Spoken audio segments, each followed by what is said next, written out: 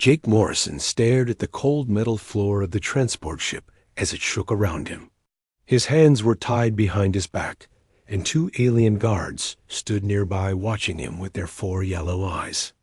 The guards belonged to a species called the Xanthari, tall beings with gray skin and no hair. They had been silent for the entire 3-hour journey. The ship suddenly stopped shaking.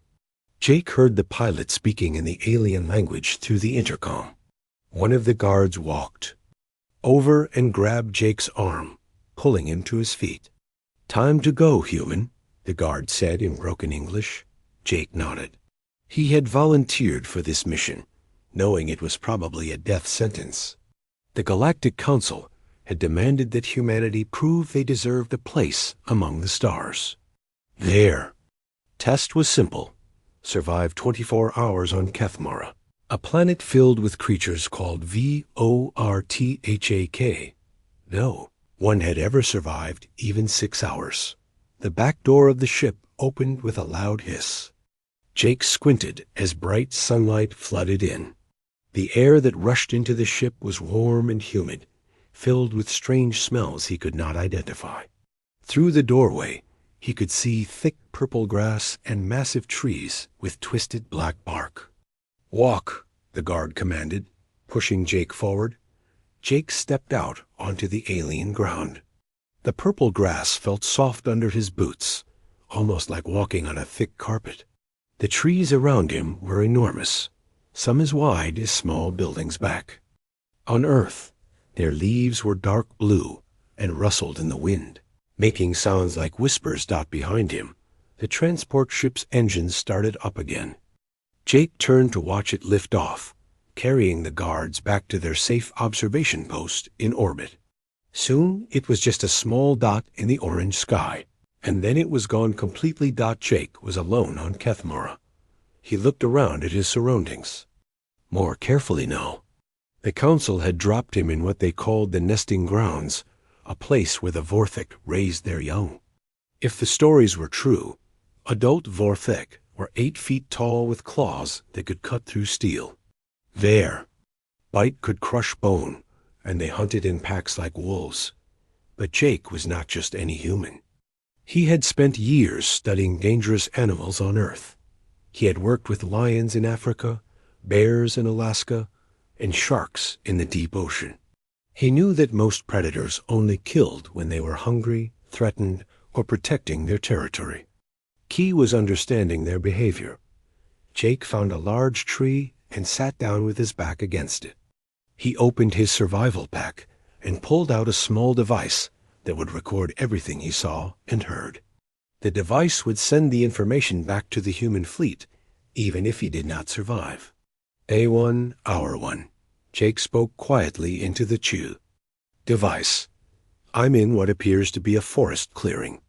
The vegetation is unlike anything on Earth, but the ecosystem seems stable. I can hear sounds in the distance that might be animal calls. As if responding to his words, a deep rumbling sound echoed through the forest. Jake felt the vibration through the ground beneath him. Something big was moving nearby. Jake stayed very still and quiet. Moving suddenly would mark him as either prey running away or a threat trying to attack. Neither option would help him survive. Instead, he continued to sit calmly and observe. The rumbling grew closer. Through the trees, Jake could see something massive pushing through the undergrowth. Branches snapped and leaves rustled as the creature approached. Jake's heart pounded, but he forced himself to remain calm. Then he saw it. The Vorthak was not what Jake had expected. Yes, it was large and covered in dark fur that looked almost black in the filtered sunlight. Its claws were indeed sharp and long, designed for climbing and hunting. But the creature that emerged into the clearing was not a full-grown adult. It was young, probably equivalent to a teenager in human years. Its movements were curious rather than aggressive, and its large golden eyes showed intelligence and caution rather than hunger or rage. The young Vorthak stopped about 20 feet away from Jake and tilted its massive head to one side. It made a soft sound, almost like a question. Jake recognized this behavior from his work with earth animals. The creature was trying to figure out what Jake was and whether he posed a threat. Slowly, Jake reached into his pack and pulled out a piece of dried meat from his emergency rations. He tore off a small portion and tossed it gently toward the Vorthik, not close enough to seem aggressive, but near enough to show his peaceful intentions. The young creature sniffed the air, then carefully approached the meat. It picked up the food with surprising delicacy and ate it quickly. Then it looked back at Jake with what seemed like interest rather than hostility. "Hello there," Jake said softly, keeping his voice calm and low. "I'm not here to hurt you." The Vorthik made another questioning sound and took a step closer. Jake could see that despite its fearsome appearance, the creature was behaving much like a curious young animal encountering something new. Its tail, which ended in a cluster of sharp spines, was held low and relaxed rather than raised in a threatening position. Jake tore off another piece of meat and held it out in his open palm. The young Vorthik approached slowly, sniffed Jake's hand carefully, then gently took the food. Its claws, which could easily have torn Jake's hand off, barely touched his skin. "You're not a monster at all, are you?" Jake whispered. "You're just a kid trying to figure out the world." The Vorthik sat down in front of Jake, much like a large dog might do. It continued to watch him with those intelligent golden eyes, head tilted in curiosity. Jake could almost see the wheels turning in the creature's mind as it tried to understand this strange new being in its territory far above in orbit. The members of the Galactic Council watched their monitors in growing confusion. They had expected to see the human running in terror or fighting desperately for his life. Instead, they were witnessing something they had never seen before: peaceful contact between a human and a Vorthik. High Arbiter Velvis leaned forward in his chair, his 4 eyes fixed on the screen. "This is impossible," he muttered. "No species has ever approached a Vorthik without being attacked." But on the surface of Keth Mora, Jake Morrison was proving that sometimes the impossible was just something that had never been tried before. As the orange sun began to set through the alien trees, the young Vorthik curled up near Jake's tree, apparently deciding that this strange visitor was worth keeping around. Jake smiled as he made his second recording of the day. Day 1, Hour 8. I've made contact with a juvenile Vorthik. Contrary to Council reports, the species appears highly intelligent and capable of peaceful interaction. I'm beginning to think we've all been wrong about what these creatures really are. The real test was just beginning. Jake woke up on his second morning to find the young Vorthik sitting just a few feet away, watching him sleep. The creature had not moved far during the night, and Jake could see that it had actually positioned itself between Jake and the deeper parts of the forest. It was protecting him. "Good morning," Jake said softly, sitting up slowly to avoid startling his new companion. The Vorthik made a low rumbling sound that seemed friendly. Jake had started thinking of the creature as male, though he was not sure. If Vorthik even had genders like humans did. Jake opened his pack and pulled out his breakfast rations. He ate half and offered the other half to the Vorthik, who accepted it gratefully. The creature seemed to understand that Jake was sharing his limited food supply, and Jake could see something like gratitude in those golden eyes. After breakfast, Jake stood up and stretched. The Vorthik immediately stood as well, mimicking Jake's movements. When Jake took a few steps toward a nearby stream he had heard flowing during the night, the Vorthik followed close behind. The stream was clear and cold, running over smooth purple stones.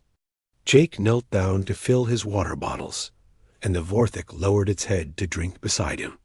As they drank together, Jake noticed that the creature kept glancing around, alert for any danger. "You're looking out for me, aren't you?" Jake said. The Vorthik looked at him and made a soft sound that Jake was beginning to recognize as agreement or acknowledgement. Over the next few hours, Jake learned more about his companion. The young Vorthik was incredibly intelligent, understanding simple commands and even seeming to grasp the meaning behind Jake's words.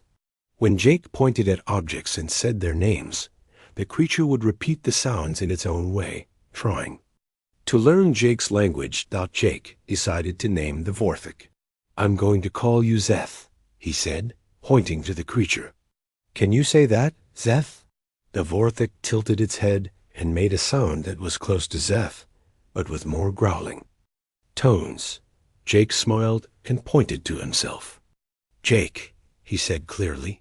Zeth tried to repeat it, and after several attempts, managed something that sounded like yuck with a rumbling undertone. Jake laughed with delight, and Zeth seemed pleased with himself, his tail swishing in what Jake recognized as happiness. Their peaceful morning was interrupted by a loud crashing sound from the forest. Both Jake and Zeth turned toward the noise, and Jake could see Zeth's entire body tense with alarm. The young Vorthik moved quickly to position himself in front of Jake, making threatening sounds toward whatever was approaching. Through the trees came another creature, but this one was different from Zeth. It was larger, with darker fur and more scars across its hide. Its eyes were smaller and meaner, and it moved with the confidence of a predator that had never been challenged. This was not a Vorthik, but something else entirely. Something that clearly saw both Jake and Zeth as threats or prey. The creature, which Jake mentally named a stalker, began circling them. It was clearly testing their defenses, looking for weakness. Zeth growled and showed his claws, but Jake could tell that the young Vorthik was scared. This was probably the first time Zeth had faced a real threat, and he was not sure he could win a fight. Jake's mind raced. He had no weapons that could hurt a creature this size, and running would only trigger its hunting instincts. But Jake had spent years studying predator behavior, and he knew that most fights in nature were about dominance and territory, not death. Slowly, Jake moved to stand beside Zeth rather than behind him.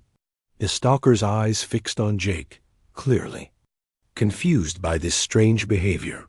Most prey animals would hide behind the stronger predator, not stand beside it as an equal. Jake made himself as large as possible, spreading his arms wide and standing tall. He began making loud, deep noises, not quite roars, but close enough to sound threatening. At the same time, he grabbed his metal water bottle and began banging it against a tree, creating a loud, unfamiliar sound that echoed through the forest. Combination of Jake's aggressive posture, strange noises, and the metallic clanging clearly confused the stalker. It had never encountered anything like this before. Jake continued his display, and Zeth, understanding what Jake was trying to do, joined in with his own threatening sounds. Together, they presented a united front that the stalker could not easily categorize. Were they pack hunters? Some new kind of predator? The uncertainty made the stalker hesitate, and in that moment of doubt, Jake sensed their chance. He picked up a large rock and threw it hard at a tree near the stalker, creating another loud bang. Then he shouted at the top of his lungs, a sound full of anger and defiance. Zeth added his own roar, and the combined noise was deafening. The stalker, faced with two creatures acting in perfect coordination and making sounds it did not understand, decided that this territory was not worth fighting for. It backed away slowly, keeping its eyes on Jake and Zeth, then turned and disappeared into the forest. Jake and Zeth stood still for several minutes, listening to make sure the threat was really gone. When the forest sounds returned to normal, Jake sat down heavily, his heart pounding from the adrenaline. Zeth immediately came over and nuzzled against Jake's shoulder, making soft, comforting sounds. "We did it," Jake said, scratching behind Zeth's ears. "We worked together and won." But their victory celebration was interrupted by another sound, this one even more ominous than the stalker had been. A deep, powerful roar echoed through the forest, coming from multiple directions at once. Jake felt the ground vibrate under his feet as heavy footsteps approached.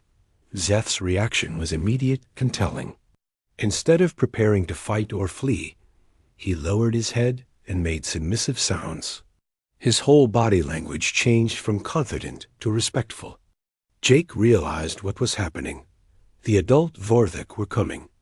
Through the trees came 3 massive shapes, each one twice the size of Zeth, and far more intimidating than anything Jake had imagined. These were fully grown Vorthik, and they moved with the deadly grace of apex predators who feared nothing in their domain. That the largest of the 3, a female with silver streaks in her dark fur, stepped into the clearing first. Her golden eyes, so similar to Zeth's, are filled with ancient wisdom and power. Fixed immediately on Jake, she sniffed the air, taking in his scent and clearly analyzing everything about him. Jake knew this was the most critical moment of his life. He had formed a bond with a young Vorthik, but now he faced the creature's family, probably its mother and other relatives. If they saw him as a threat to their young one, no amount of clever tactics would save him. Slowly, Jake knelt down and lowered his head, copying Zeth's submissive posture. He made himself as small and non-threatening as possible, while still maintaining a position that showed respect rather than fear. The silver-streaked female approached slowly, her massive claws making no sound on the soft forest floor. Jake could feel her breath on his neck as she sniffed him thoroughly, learning everything she could about this strange creature who had somehow befriended her child. Then, to Jake's amazement, she made a soft sound that was clearly directed at Zeth. A young Vorthik responded immediately, making a series of sounds that Jake realized was some form of language. Zeth was telling his mother about Jake, about how they had shared food and water, about how Jake had helped him face the stalker. The conversation continued for several minutes, with other adult Vorthik occasionally adding their own sounds. Jake remained still and quiet, understanding that his fate was being decided by creatures whose intelligence he was only beginning to appreciate. Finally, the silver-streaked female turned back to Jake. She studied him for a long moment, then did something that shocked him completely. She lowered her own head in a brief nod of acknowledgement, the same gesture that Jake had seen Zeth make when accepting food. She was accepting him. High above in orbit, the Galactic Council watched there, screens in complete silence. What they were witnessing went against everything they thought they knew about both humans and Vorthik. A human had not only survived contact with adult Vorthik, but had apparently been welcomed into their family group. High Arbiter Valthus finally spoke, his voice barely above a whisper. "Send word to the other council members. We may need to reconsider everything we thought we knew about these species." On the surface of Kethmara, Jake Morrison had just become the first non-Vorthik to be accepted into a Vorthik family pack. The real adventure was just beginning. On his 5th day with the Vorthik family, Jake woke up to find himself surrounded by the entire pack. The silver-streaked female, who Jake had started calling Krill in his mind, was grooming Zeth nearby. 2 other adults were sharing pieces of meat from their morning hunt, and all of them seemed completely comfortable with Jake's presence. Jake sat up slowly and reached for his water bottle. Immediately, Zeth bounded over to him, making happy sounds and nuzzling against Jake's shoulder. The young Vorthik had grown even more attached to Jake over the past few days, following him everywhere and mimicking many of his behaviors. "Good morning, Zeth," Jake said, scratching behind the creature's ears in the way he had learned Zeth enjoyed. The young Vorthik made a purring sound and pressed closer to Jake. Krill looked up from her grooming and made a series of sounds directed at Jake. Over the past days, Jake had begun to understand some of the Vorthik language. This particular sound pattern meant something like come or follow. Jake stood up and walked over to where she was sitting. The matriarch pointed with one claw toward the forest, then made more sounds. Jake could tell she wanted him to come with them somewhere, but he was not sure where or why. Zeph came over and gently grabbed Jake's sleeve with his teeth, tugging him in the same direction his mother had pointed. "Okay, I get it," Jake said. "You want me to come along." The entire pack began moving through the forest together. Jake noticed that they had positioned him in the middle of their group, the same place where they would put their most vulnerable members. It was a sign of protection and acceptance that made Jake feel truly welcome. As they walked, Jake observed how the Vorthik moved and communicated. They were constantly sharing information through sounds, gestures, and even scent marking. Jake began to realize that their society was far more complex than anyone had imagined. They were not just predators, but intelligent beings with their own culture and traditions. After about an hour of walking, they reached a clearing where Jake could see other Vorthik groups.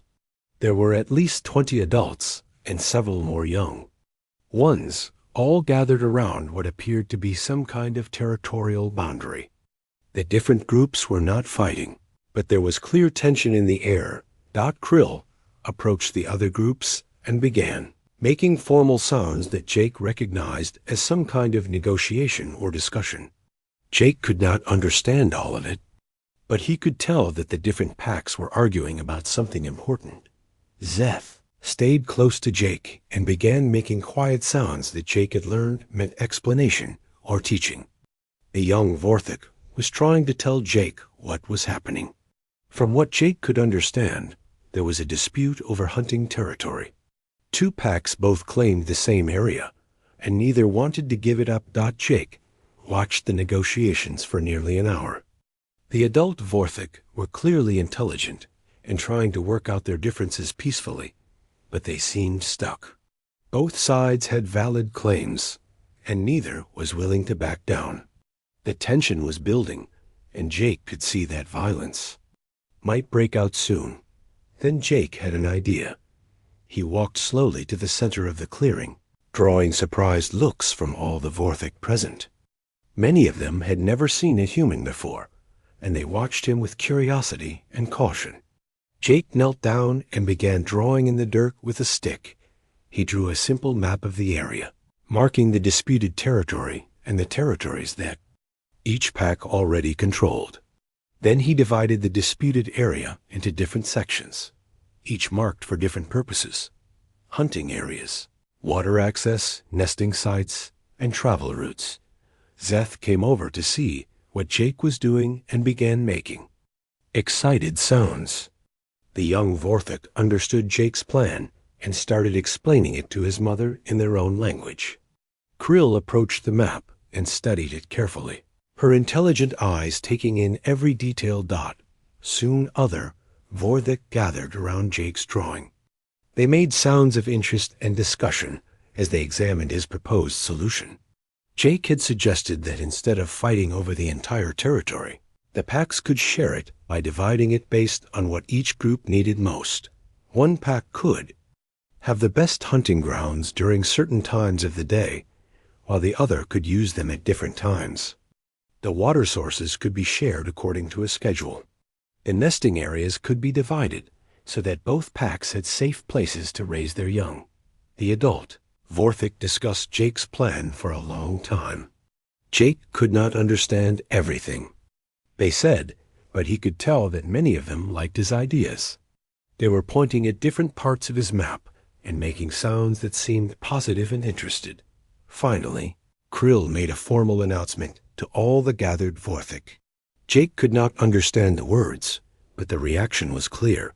The packs had agreed to try Jake's solution. Several adult Vorthik came over to Jake and made sounds that he recognized as thanks and approval. But the most surprising reaction came from some of the other young Vorthik. They approached Jake cautiously, clearly curious about this strange creature who had helped solve their parents' problem. One of them, a female about Zeth's age, made questioning sounds at Jake. Zeth immediately moved protectively closer to Jake and began making sounds that Jake realized were introductions. The young Vorthik was telling the others about his human friend and how smart and helpful Jake was. Over the next few hours, Jake found himself surrounded by curious young Vorthik, all wanting to learn from him. They brought him problems to solve, showed him things they had found, and tried to communicate with him in the way that Seth had taught them not. Jake was amazed by their intelligence and curiosity. Each young Vorthik had their own personality and interests. Some were more aggressive and bold, others were cautious and thoughtful. All of them were eager to learn and explore new ideas. As the sun began to set, the different packs started to separate and return to their own territories. But before they left, something extraordinary happened. Several of the adult Vorthik came to Jake and made formal sounds of respect and gratitude. They were treating him not as a pet or a curiosity, but as an equal member of their community. Krill made a long speech to the assembled Vorthik, and Jake could tell that she was talking about him. When she finished, all the adults made a sound together that Jake had never heard before. It was deep and musical, almost like singing. Zeth came over to Jake and made happy sounds, clearly excited about something. Jake looked at his young friend with confusion, not understanding what had just happened. That night, as the pack settled down to sleep, Krill came over to where Jake was sitting. She made a series of sounds that Jake had learned meant respect and acceptance. Then she did something that shocked him. She groomed his hair the same way she groomed her own offspring. Jake realized that the ceremony earlier had been some kind of formal adoption. The Vorthik had not just accepted him as a temporary guest or ally. They had made him a full member of their community, with all the rights and responsibilities that came with it. Far above, in orbit, the Galactic Council was in chaos. They had watched a human successfully mediate a dispute between Vorthik packs, something that their own diplomats had never been able to accomplish with any species. Worse yet, the human appeared to have been formally adopted into Vorthik society. High Arbiter Valthus paced back and forth in the observation chamber, his forearms gesturing wildly as he spoke to his advisors. "This changes everything," he said. "If humans can integrate with Vorthik, if they can solve problems that we cannot solve, then what does that say about our own capabilities?" Some of the council members argued for immediate intervention. They wanted to extract Jake before his influence could spread further. Others argued that they should study this development more carefully, that there might be benefits to allowing the relationship to continue. But none of them understood the most important truth. Jake Morrison was no longer just a human on an alien world. He had become something new, something that bridged the gap between species. He was proof that cooperation and understanding could overcome any barrier, even the vast differences between creatures from different worlds. And in the forest below, Jake slept peacefully surrounded by his new family, while Zeth curled up next to him like a giant protective dog. The young Vorthik had found in Jake not just a friend, but a teacher and brother. Together, they were about to change the galaxy in ways that no one could have imagined. The real test was still to come, but Jake had already proven something that the Galactic Council had thought impossible, that understanding and respect could create bonds stronger than fear, and stronger than the differences between species. Jake's 8th day on Kethmara began with an unusual sound that woke the entire pack. It was a deep humming noise coming from the sky, growing louder by the minute. Jake recognized it immediately as the sound of spacecraft engines, but these were much larger than the small transport that had brought him to the planet. Krill raised her head and made warning sounds to the rest of the pack. The adult Vorthik quickly gathered the young ones, including Zeth, and began moving toward the deeper forest. But Zeth refused to leave Jake behind. The young Vorthik planted himself firmly next to Jake and made defiant sounds at his mother. Jake looked up through the trees and saw several large ships descending through the orange sky. These were not the simple observation vessels that had been watching him from orbit. These were military ships with weapons and armor, the kind used for serious fighting. "They're coming for me," Jake said quietly to Zeph, who pressed closer against his side. Jake could feel the young Vorthik trembling, not with fear, but with anger. Zeph understood that these ships meant to take Jake away, and he did not like it. Krill approached them and made a series of complex sounds. Jake had learned enough of the Vorthek language to understand most of what she was saying. She was asking if Jake wanted to hide with the pack, if he wanted them to protect him from the ships above. Jake felt his heart swell with emotion. These creatures, who the galaxy saw as monsters, were offering to risk their lives to protect him. But Jake knew that fighting the council ships would only make things worse for everyone.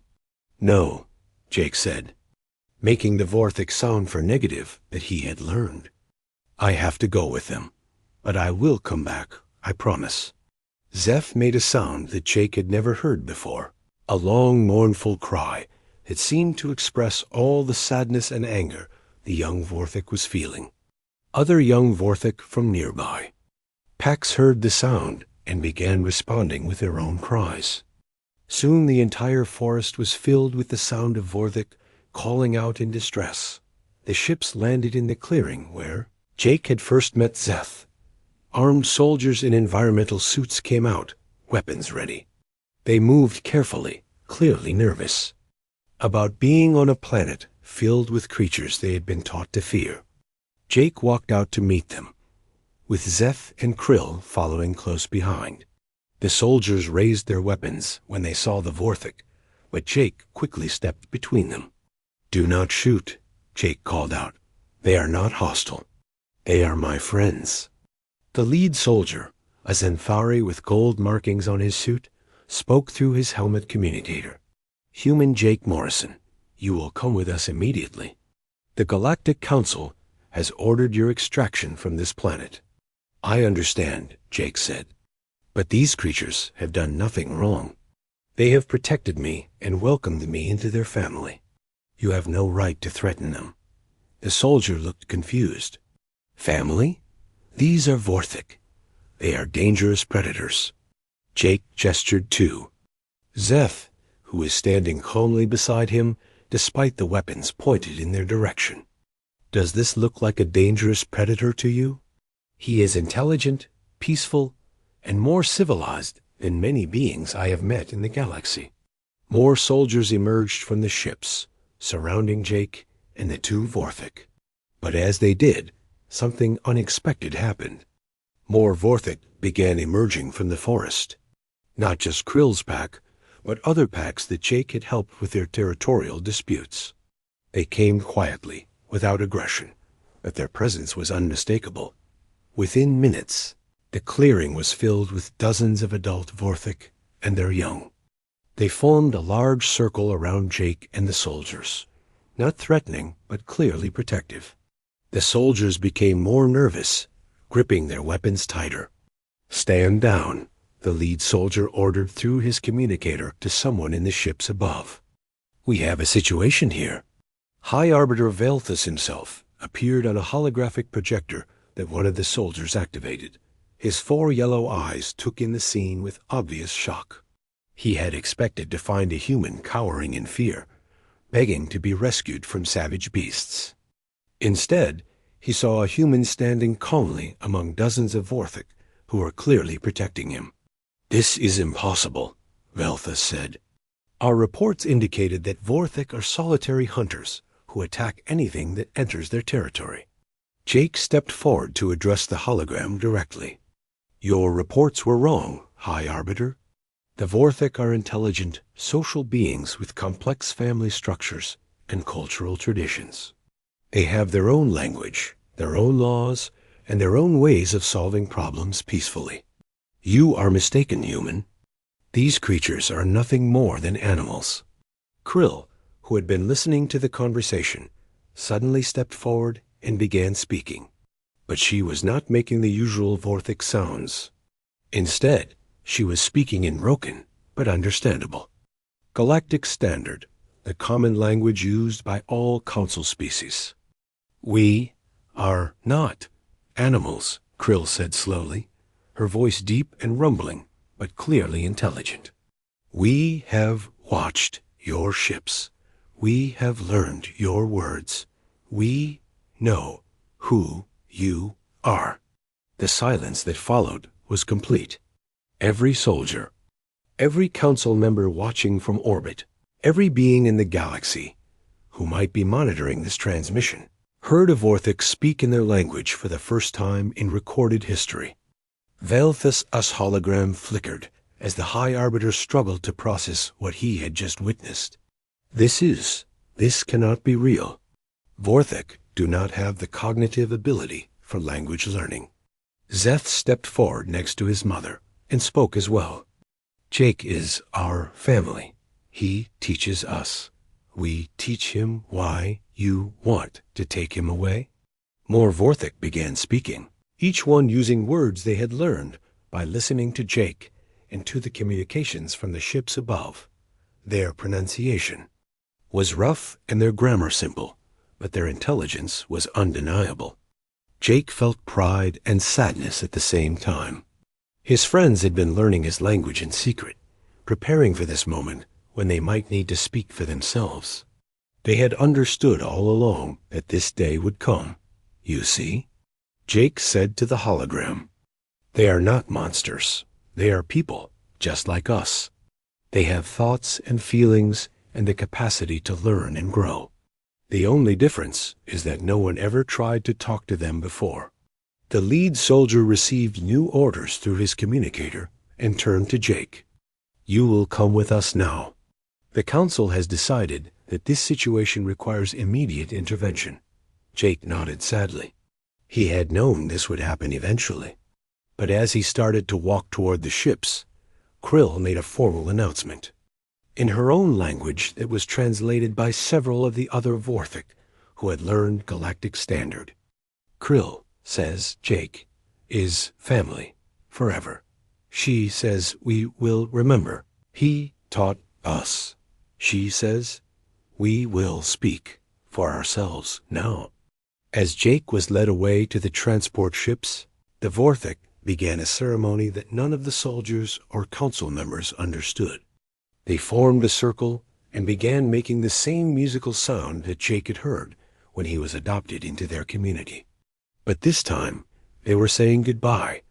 Zeth followed Jake all the way to the ship, making sad sounds and trying to stay close to his human friend. Jake knelt down and hugged the young Vorthik one last time. I will come back, Jake promised. And when I do, things will be different.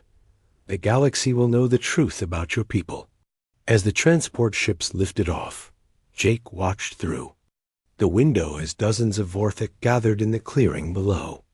They stood together, no longer hiding in the forest, no longer afraid to show themselves. Jake had given them something more valuable than friendship. He had given them a voice. High above in the council command ship, Velthus stared at the recordings of Vorthik speaking Galactic Standard. His advisors argued around him, some demanding that the recordings be destroyed, others insisting that this discovery would change everything. Sir, one of his aides said quietly, we are receiving transmission requests from over 40 different Vorthik groups across the planet. They are all trying to establish communication with us. Velthus closed his 4 eyes and tried to think. In just 8 days, one human had destroyed thousands of years of assumptions about one of the galaxy's most feared species. Worse yet, the human had given the Vorthik the tools they needed to speak for themselves. The galaxy would never be the same. Dr. Nina Brooks, monitoring from the human fleet, watched the data streams with growing excitement. The linguistic analysis of the Vorthik speech patterns showed cognitive abilities equal to or greater than most council species. Jake had not just survived among them. He had awakened their desire to communicate with the wider galaxy. As Jake's transport ship headed toward the council station, Jake himself sat quietly, planning his next moves. The council thought they were removing a problem by taking him away from Kethmora. Instead, they had just created a much bigger challenge. The Vorthik were no longer silent. They had found their voice, and they would not be ignored. Jake had been held on the council station for 3 days when everything changed. He sat in his small cell, staring out at the stars and thinking about Zeth and the rest of his Vorthik family. The council had been questioning him constantly, trying to understand how he had managed to communicate with creatures they considered mindless beasts. Suddenly, alarms began blaring throughout the station. Jake could hear running footsteps in the corridors and urgent voices speaking in various alien languages. Something big was happening. A guard rushed to Jake's cell and opened the door. "You must come now," the guard said, his voice filled with panic. "The High Arbiter wants to see you immediately." Jake was escorted quickly through the station's corridors to the main command center. When the doors opened, Jake saw chaos. Dozens of council members from different species were talking loudly and pointing at large screens that showed space around the station. High Arbiter Veilthus turned when Jake entered. His 4 yellow eyes were wide with shock and something that looked like fear. "Human," he said, "you must explain what is happening." Jake looked at the screens and felt his heart jump with excitement and worry. Surrounding the council station were ships unlike any he had ever seen. They were clearly of Vorthik design, built with the same organic curves and natural materials that the Vorthik used in everything they made. But these were spacecraft, proof that the Vorthik had technology far more advanced than anyone had realized. "How is this possible?" Veilthus demanded. "Our surveys showed that Vorthik had no space travel capabilities." Jake smiled despite his worry. "You never asked them. You never tried to communicate with them. How could you know what they were capable of?" On the main screen, one of the Vorthik ships was sending a transmission. The image that appeared showed Krill, the matriarch who had adopted Jake. She was standing in what looked like the bridge of a starship, surrounded by other adult Vorthik, who were clearly operating advanced technology. "People of Council," Krill said in her slow but clear Galactic standard. "We come to speak for Jake Morrison. He is our family. You take him without permission. This is wrong." Veilthus stepped forward to respond, but Krill continued speaking before he could say anything. "We have watched your ships for many years. We have learned your languages from your transmissions. We have technology you do not know about. We choose not to leave our world because space is cold and empty. But now you force us to come to space to protect our family." Another screen lit up, showing a different Vorthik ship.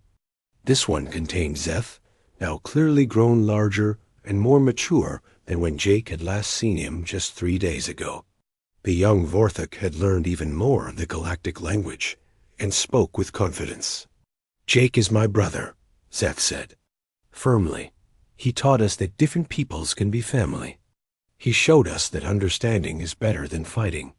You take him away because you are afraid of what he proved." More screens activated, showing Vorthik ships arriving from all directions. Jake counted at least 20 vessels, each one filled with Vorthik who wanted to speak for themselves and for their human family member.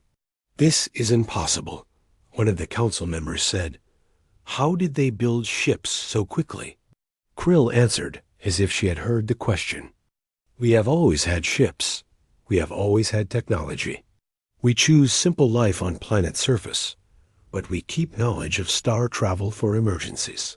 This is emergency." Jake felt overwhelming pride and emotion as he watched his adopted family stand up for him. But he also felt worry.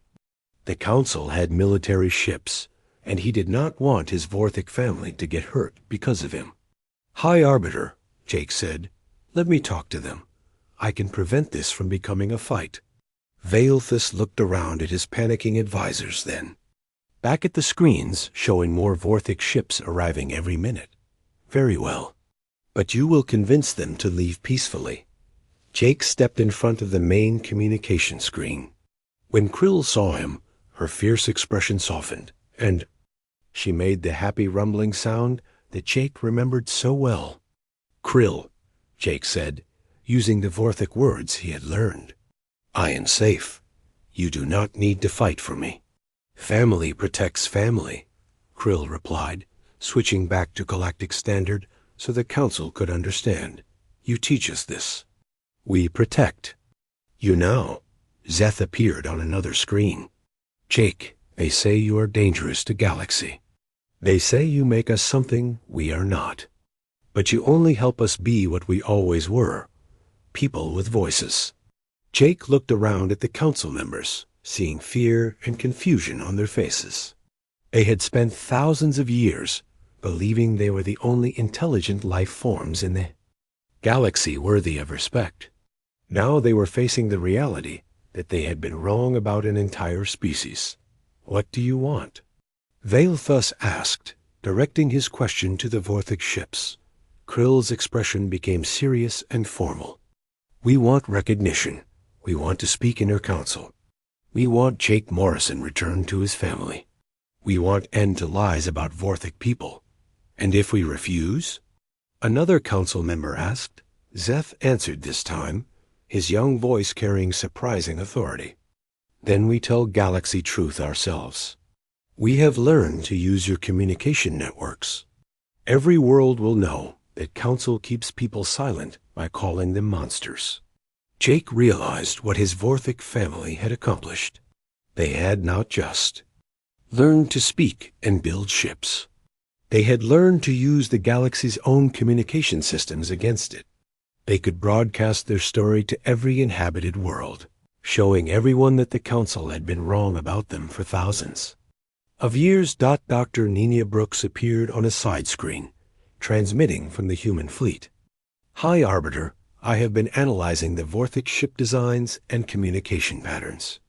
Their technology appears to be completely original, developed independently of any known galactic civilization. They may be more advanced than any of us." Realized, Velthus looked defeated. He had started this test to humble humanity and prove that the Galaxy was too dangerous for newcomers. Instead, he had discovered that the Galaxy contained intelligent people that the Council had ignored and mistreated for millennia. "What do you propose?"